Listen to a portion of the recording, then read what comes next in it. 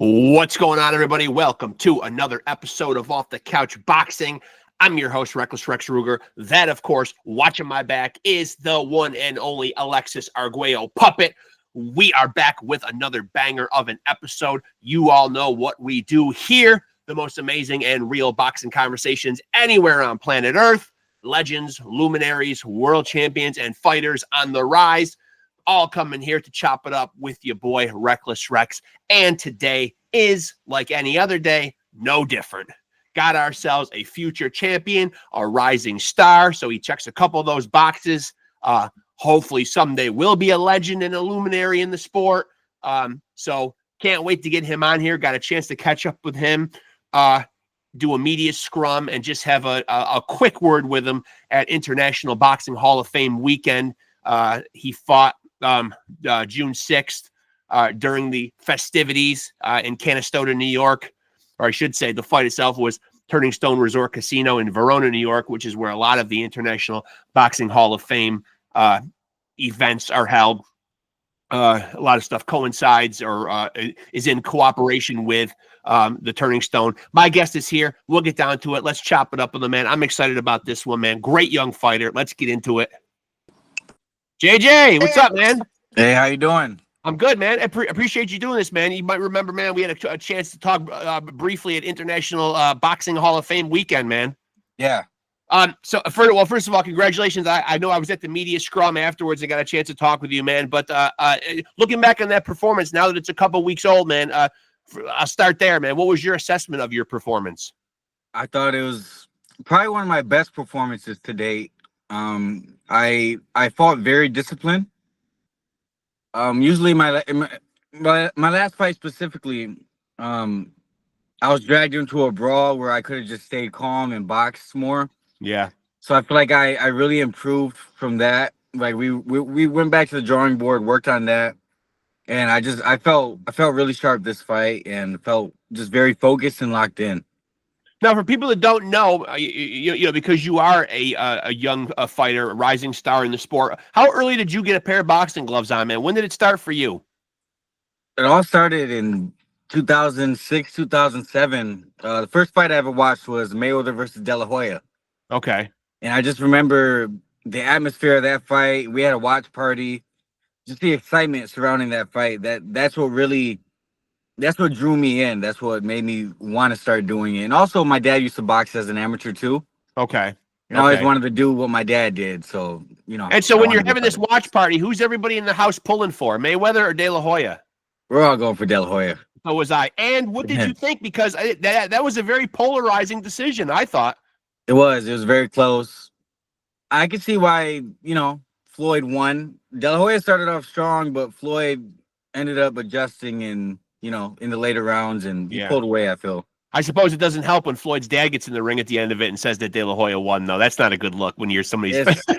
Yeah, that's very interesting. And so who's the one that actually brings you to a boxing gym? It's obviously like your dad, and he brings you there at what age? So how old would that have made you? 13. I started boxing at 13, yep. And do you feel like that's a late start or an early start? Because you do hear about guys getting in there 6, 7, 8 years old. Or do you feel like that was the right age for you? It would have been nice to start sooner, but I mean, I feel like everything happens for a reason, and you know, I am where I am today, and I'm very happy. I'm glad I started at 13. And did anybody object? Like, you know, I know oftentimes I hear the story on here where, a fighter's dad is very gung-ho on bringing them to the gym. Maybe the mom is not so stoked about their kid getting punched in the face for a potential living or whatever. Did you get any pushback, man? Was mom happy about this? Was there anybody, grandparents, anybody that said, oh, we don't want to see you do this? I say both my parents at first. I was always the kid with the hot temper. Yeah. You know? So... it was me and my other brothers. I had 2 other brothers that started boxing at the same time. They were a little better than me at the time. They were both winning their fights. I lost my first 3 fights. You know, so they're kind of questioning if I should do it or not, you know, but eventually I just stuck to it, and I was very consistent, and I got to where I am now. And did your brothers happen to stick with it? No, they took different paths in their life. My older brother, he's into the Bible and everything, you know. Mm-hmm. My other brother just didn't stick with it. He was very talented, but he just, just living his life. And did you, like when you start getting into the sport, you mentioned watching Mayweather and De La Hoya, but were there guys that you were watching on TV or guys that you wanted to emulate? Like, we always have those sports heroes when we're growing up, those guys that we look at and we're like, oh, I want to be like that guy. You know what I mean? Did you have those guys? Oh yeah, I mean, Floyd Mayweather, Manny Pacquiao, Muhammad Ali, Yeah. Mike Tyson. I watched all those guys, and I remember growing up watching HBO Boxing After Dark, and just watching them make that walk to the ring.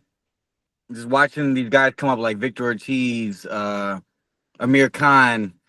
I just watched them walk to the ring, and I just imagined myself being in that position. So I'm just very blessed to have worked my way to that today. And now what about current fighters? Obviously, I know that at any point in time, any guys, especially around like your weight division, could wind up being potential opponents. But are there guys from a fan standpoint that are doing it right now that you enjoy watching?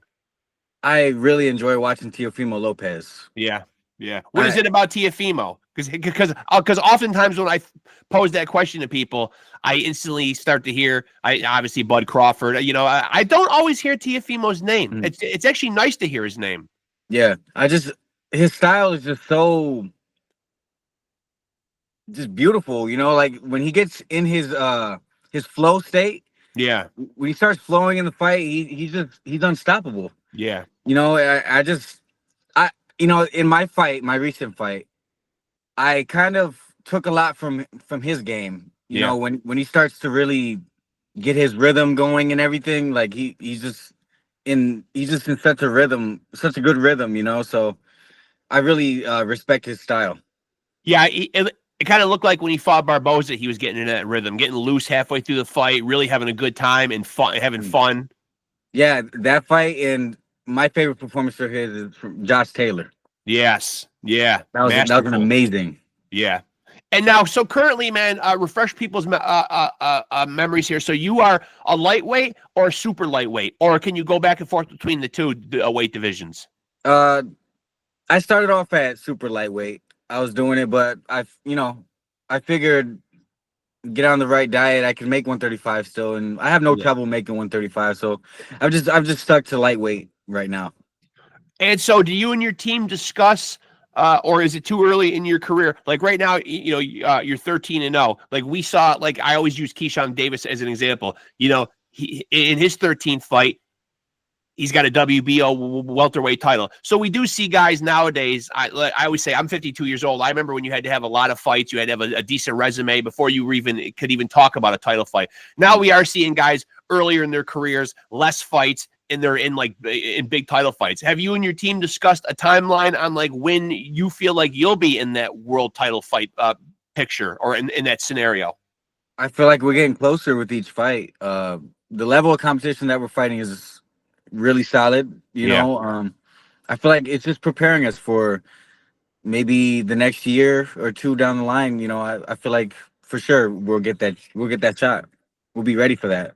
And for people that don't know, like what you do, how would you typify like your style? I.e., you hear guys, labeled as knockout artists, boxer punchers, tactical, technical boxers. You know what I mean? Like, where do you put yourself? I say I'm a mix of all. I'm a mix of all those styles. I can adjust when I'm in there. If I have to brawl, I'll brawl. If I have to box, I'll stick to boxing. So I just feel like we work on every scenario in the gym. We work on how to apply pressure, how to stay back, keep our distance. So I just feel like I'm a fighter that adjusts in there. Yeah. And then let me ask you about some of the, and this is obviously, like these series of questions are more subjective. This is just your opinion. Some stuff going on in the sport right now. Jake Paul fights. Are you a fan of these events, or do you not even give a shit when these things happen, man? Like, I mean, obviously he's a polarizing guy. I get it's usually two schools of thought on here. People either love the fact that he's bringing eyes to the sport and he is doing some good things, getting women boxers paid. I mean, people on his cards seems to get paid or whatever. But him specifically, do you look at him and say, I respect him. He's a fighter right now. I mean, he is climbing through those ropes. He is taking that risk or whatever, man. But do you take him seriously as a viable fighter? I mean, you got to respect it. You got to respect, he doesn't have to do it. Right. He has millions of dollars in the bank, but he gets up and trains and works his ass off. Because I was actually in camp with him before he fought Nate Diaz. Yep. And the man, he works hard. He's an athlete. I got to respect that. And I think it is bringing good coverage to the sport of boxing. That I can do nothing but respect what he's doing. No matter who he's fighting, he's still bringing attention to it. Is that the rub you think sometimes, though? Is that he's getting these big paydays and he's only really been in the sport a couple of years? Maybe like guys that have been grinding for a long time, or maybe, maybe it rubs him the wrong way? I can see why it would rub people the wrong way, But, I mean, I just feel like you can't knock the guy's hustle, right? I mean, you can't knock it. You can't knock his hustle, and you can't knock what he's doing for. You got to look at the bigger picture here. He's doing a lot more for other fighters, especially the women's fighters. Right. I mean, you got Serrano and Taylor. They're about to headline at Madison Square Garden on an all-female card. Right. So, I have nothing but respect for him and what he's doing for the sport. Now, what about this big proposed Bud Crawford Canelo super fight that we're going to see at the end of the year, man? Like, where do you rate Bud's chances in that fight? I got Crawford winning. Yeah? Honestly, I feel like Canelo, he slowed down a bit. I think he's slowing down. I think Crawford can do it. He's very elusive. He can switch southpaw orthodox at any time of the fight. I think it'll be a very interesting fight. Yeah, he made a believer. He made a believer of me, man. Like when he pretty easily defeated Errol Spence, man. I mean, not only defeated him, but made it look really easy. Now he's a hard guy to bet against after a performance like that. Absolutely. And people look at his last performance against Madrimov, and they say he struggled with the bigger guy. But you got to think, Madrimov's style is very unorthodox. Yeah. He uses feints. Like he's very unpredictable in there. So Crawford handled it well, I think. And, Canelo doesn't really fight exactly like that. He's a little easier to hit, I feel. As a young fighter yourself, man, like what are some of the things, or like one thing or multiple things that you're actively going to the gym right now and trying to make better in your own game? You know what I mean? Like where do you see the stuff that you need to improve, man? Like what do you feel like, hey, in the next couple fights, I really want to up this part of my game? What would it be? I'd say my jab. That's a very important punch, again, especially in my weight class, because most of the time I'm going to be fighting guys that are shorter than me. Yeah. So just getting that jab more sharp, staying off the line when I'm throwing it, and just bettering my defense too, I feel. And also my power. I can get my power up some more. But I feel like the level of guys that I fought, my opponents, they're not just getting knocked out, they're not pushovers, so right. I feel like that's why I'm lacking in knockouts. But I feel like it's something to work on for sure. Power, my jab, defense. And when fights go to the cards, because you've had a fair amount of your fights go to the cards, as a young fighter, and again, I talk about this on the podcast a lot, as much as I'm passionate and love this sport, bad scorecards and bad judging is still one of those black clouds that hangs over the sport. As a young fighter, man, like when those scores are going to be announced, obviously, a bad decision can change your trajectory in the sport. It can change your fights going forward, your financial future. How do you handle that? I mean, you got to take the good in the good and the bad with the bad. Like, if it happens, it happened for a reason. I mean, I feel like it's all God's plans, so. Have you had any scorecards yet where where you felt an apprehension when the scores were being announced? I mean, I haven't seen every single one of your fights or whatever, but have you had some that you thought, as they're announcing the scores, like, oh man, I don't know about this one? I'd say one fight that I had, probably like my fourth fight. It was against another undefeated fighter. Yeah. Very tough guy. It was a close fight. One judge ruled it a draw. Yeah. You know, so I was kind of like, could go either way, you know, but I came out on top. And now, what is your father's role? Now, you mentioned your father getting you into the sport, him doing a little boxing himself. What is his role in your career like right now, man? Like, talk a little bit about the team around you. Yeah, so my father, you know, he's been with me since day one, and he's always going to be by my side. He helps me in training camp. You know, he's training me, working on strategy, and also he's an advisor for me too, in the sport and in life. Yeah, you know, and we know how to separate the two, father and coach relationship. Yeah, that's important. That's Yes. big. Yeah. So it works beautifully. I'm so grateful for him because I wouldn't be where I'm at today without him. I've had so many opportunities come my way that, you know, he's made it happen for me. So I'm very grateful for that. I also have another coach, Steve Maniaci. I've known him since I first started boxing too. He's another one of my coaches. We work on strategy, just stuff like that. And he's also another advisor for me. So Yeah. I'm very happy to have this team behind me. Aaron Sampson, my manager, you know, another great person that's on my team. So it's a pretty solid team. And you're with Salida Promotions? Mm-hmm.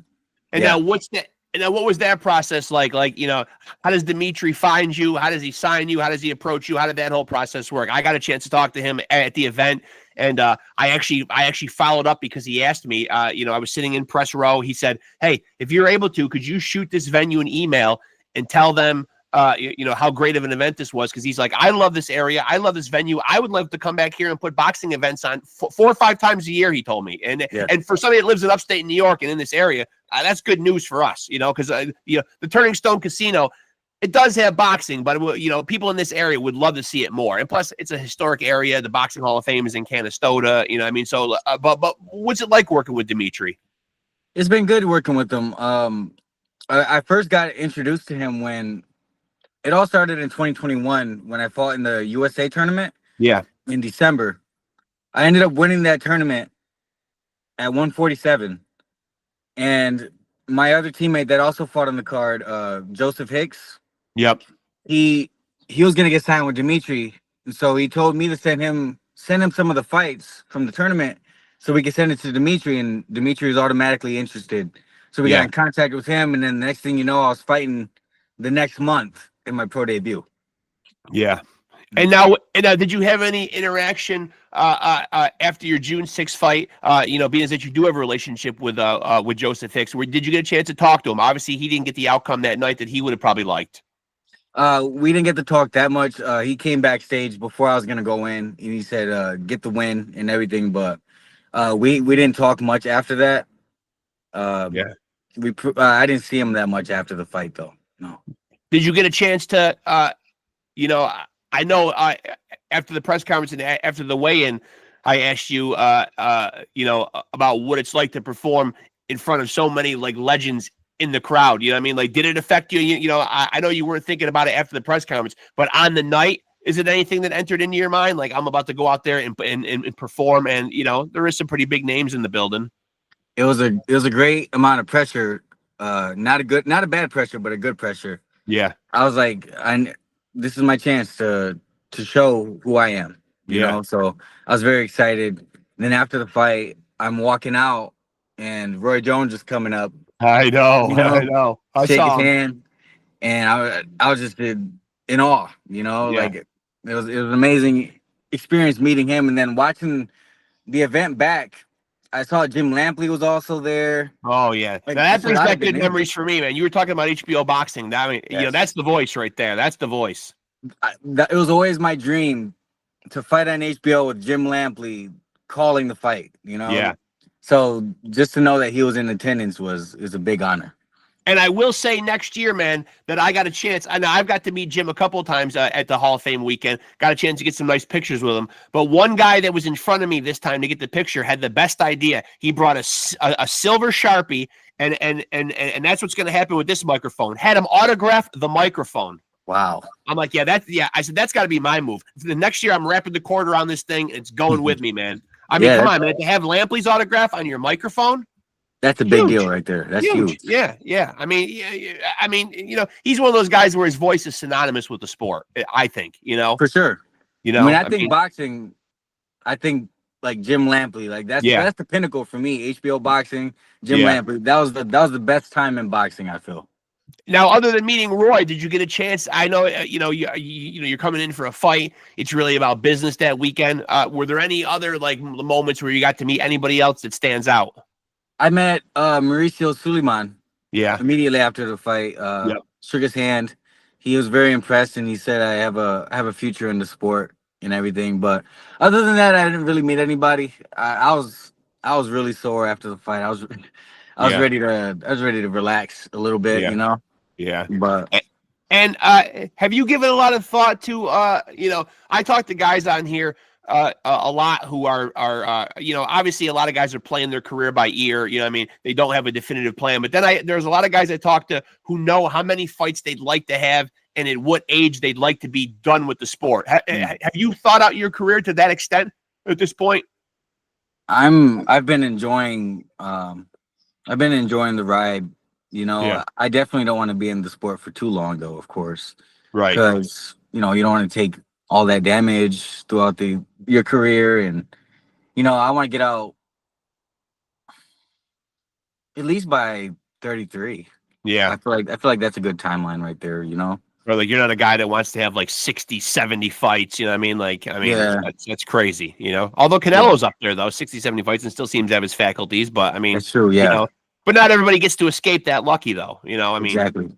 It's kind of a scary thought sometimes. And have you thought about what life after boxing would look like for you? Do you feel like you have other ventures that you're interested in, or do you feel like you'll keep a foot in the sport? Like, are you interested in promoting yourself or coaching and training? You feel like boxing will always be a part of your life? Boxing will definitely always be a part of my life. I'd like to train the next generation, teach them some things, but also I love writing. I'd love to write a screenplay one of these days. I procrastinate. Me too. I'm a writer too, and I procrastinate too. I do. Yeah. Same thing. I know what you're going through, man. I know. And my worst habit is, and I've had a couple of friends who write, who tell me, if you got an idea, just write the damn thing and don't worry about it. See, what I tend to do is I self-edit as I'm going along, and I start to think, how can I make this sentence better? And then sometimes I'm stuck and I don't progress and move on. You know what I mean? Because I'm trying to make every page like perfect, and then all of a sudden I'm working on something. And after 6 months, I'm still only 3 pages in. It's frustrating. Oh yeah, for sure. I understand. And so that's the dream, man. You feel like you'd like to be in some sort of maybe the entertainment business? For sure. Yeah. Or just writing novels or something. Yeah. I just always loved writing in school, and I'd like to pursue that some more. Definitely. And so, it's talking about the 135-pound division, man. It's always one of those sizzling hot, especially for the last couple of years, red hot division, man. Is there anybody right now at the 135-pound division who really stands out as the guy at that division? There's all kinds of guys barking and woofing on social media. Shakur's the guy. Tank's the guy, Keyshawn's the guy. All of them think that they're the guy. Yeah. Is there anybody that you think is really the dominant? Who's the big dog at 135 right now? I mean, you got to give it to Tank. Yeah. Tank's definitely he's the guy at the division. Shakur's another one of those guys. Keyshawn is too, but he's probably going to move up to 140 now. Seems like he has to. Yeah. Oh, yeah, for sure. Abdullah's another one. Abdullah Mason is another fighter that's on the ascent for sure, so there's a few names out there, but I feel like Tank is he's the name right now. Yeah.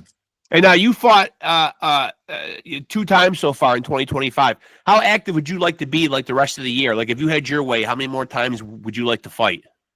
I think realistically 2 more times. 2 more? Oh yeah. Yeah, 2 more times would be perfect. It's more than last year because last year I fought only twice. Yeah. So this year if I can get 4 fights, that'd be great. Now, for fans that might not know, man, like why was it only 2 fights last year? Like, were you going through something? Did you have an injury? Like, why so few fights? I had an injury. In the first fight that I had in May, I had to get some stitches out my eye. I got cut. Uh, I let it heal pretty good, and then I ended up fighting again in October. So May and October were the dates that I fought, and just a little like smaller injuries too. But yeah, that's why I wasn't as active last year.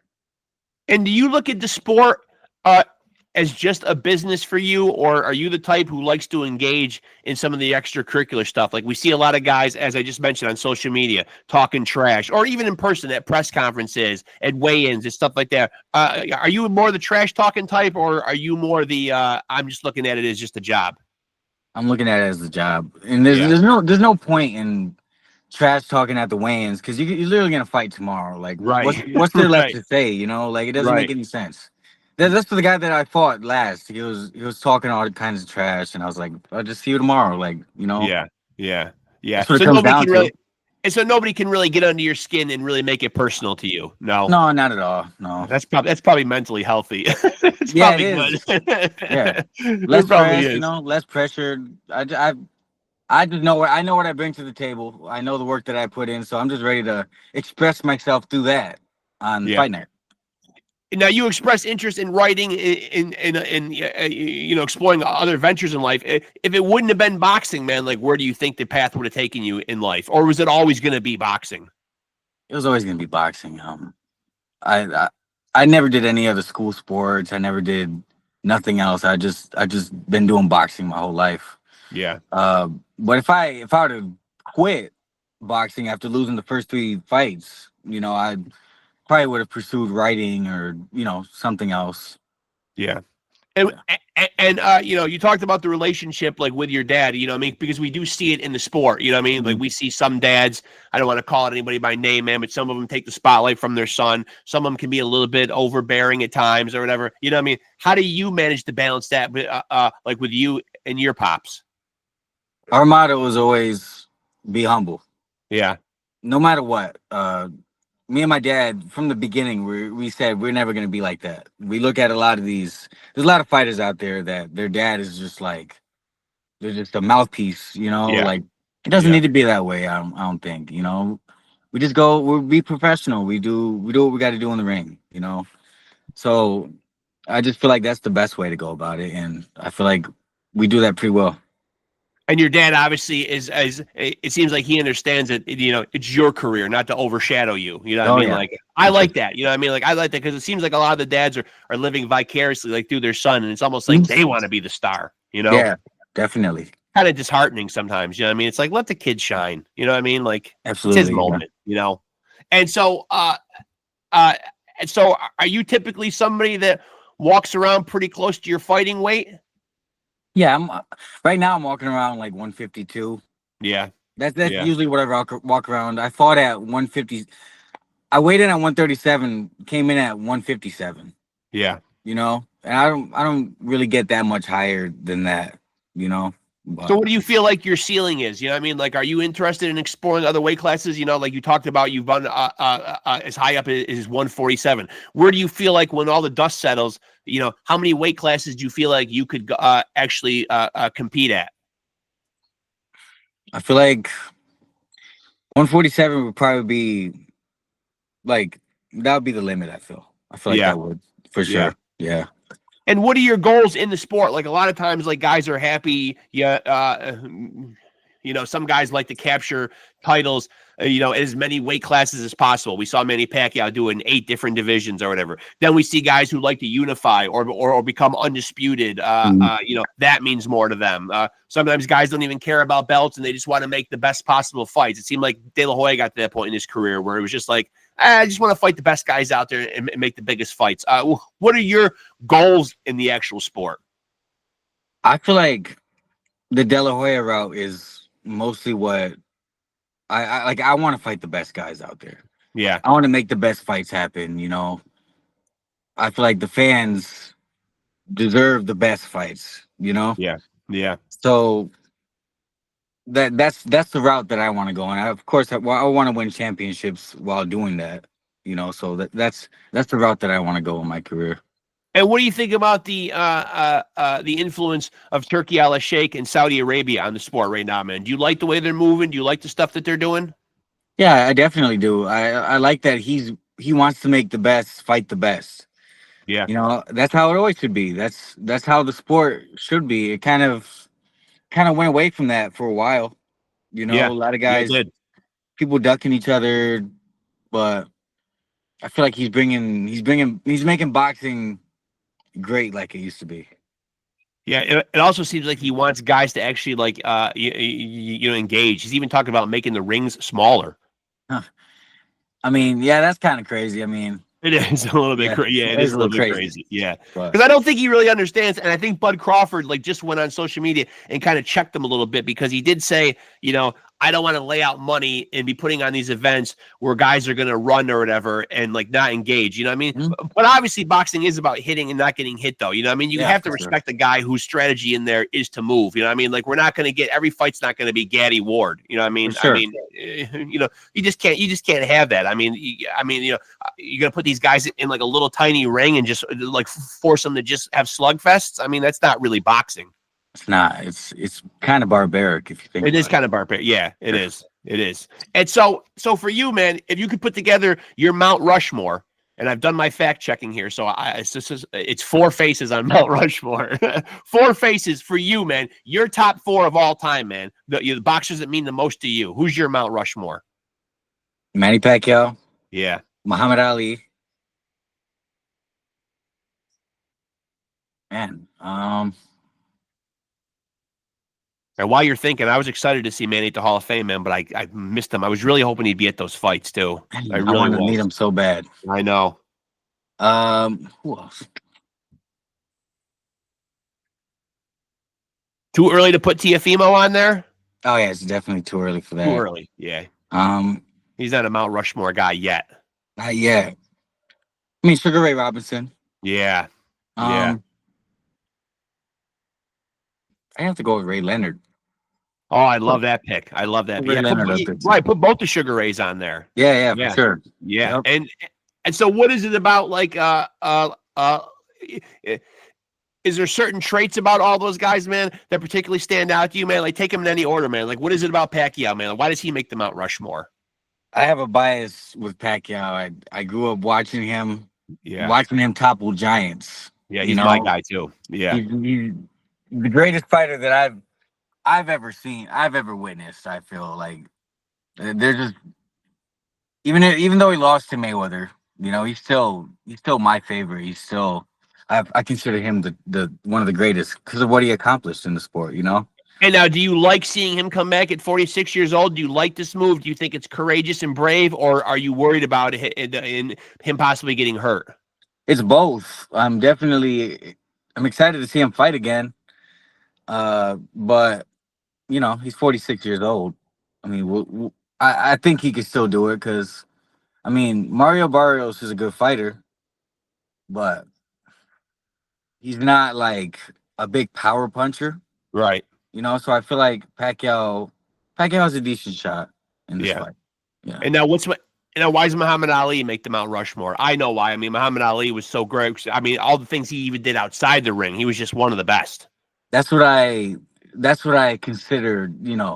He made such an impact outside the ring, inside the ring. If you have the whole world knows who Muhammad Ali is, Yeah, universal. Yeah, exactly. And then just going to Zaire, Africa, and knocking out the boogeyman. It kind of.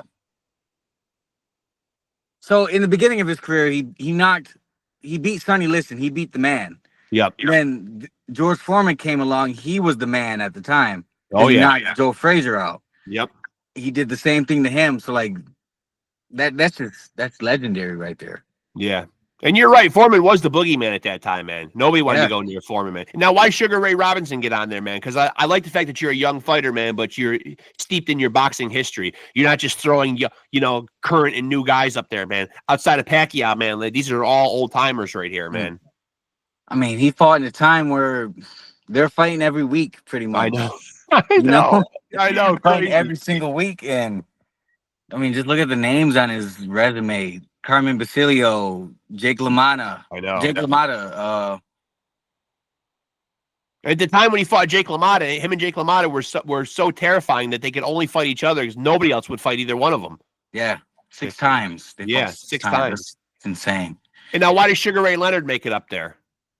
I mean, he came back and beat Marvin Hagler. I know. You know, a very, very disputed decision, but I mean, have you ever watched that fight? Have you watched Leonard and Hagler? Oh yeah, I've watched it many times. And because it's a funny thing, I used to co-host this. I used to co-host this show. The first 160 episodes I did with my son. Long story short, he's got 4 kids. It got increasingly hard for him to find the time to do it or whatever. Yeah. But sometimes we'd go on these Facebook pages for boxing because we, doing what we do, we try to stay tapped in with what's going on in the boxing world, try to stay informed or whatever, see what people are posting, check the temperature on people and their opinions or whatever. And that is still such a polarizing decision that when you put up a post about it, and my son did this, put up a post about it, 40 years later, man, that decision still divides people and still gets people talking. Within minutes, thousands of comments had poured in about people still have an opinion on that. How did you see the fight, Leonard or Hagler? Like each time I watch it, it's like like so neck and neck, Yeah. I mean, if you're gonna look for flash, Leonard had the flash in the fight, and I feel like that kind of influenced the judges, the crowd and everything. Yeah. But I mean, Marvin brought, he brought the heat in the fight too. Yeah. So you got to think like you're gonna score for the person moving around, having their flashy moments, or somebody that's being aggressive and actually bring the fight. And he's also the champion. You kind of gotta beat the champion very convincingly, So, I agree with that. Yeah. I agree with that. Every time I've watched it, I've scored at 115, 113 for Sugar Ray. But again, again, you could go back and watch it though. And if you really wanted to watch it and convince yourself that Hagler won, you could find rounds in there, swing rounds that you could give to Hagler. Definitely. Yep. I mean, Leonard seemed to know how to steal those rounds in the last 10, 15 seconds. So, man, he knew when to go to work and when to leave the judges with holy shit, I just saw something those last 10 seconds that made me want to put down 10-9 for him. He left that final impression in those rounds. Yeah. And so what's next for you for this year, man? Do you actually have any dates or opponents or at least dates at this point? They're looking at August. We're looking at August right now. So not 100% sure yet. And where will these fights be held? Do you have any idea what region of the country these fights will be in? I'm still not sure yet. They have Puerto Rico in mind. Oh, nice. So hopefully that goes through and we can make that happen.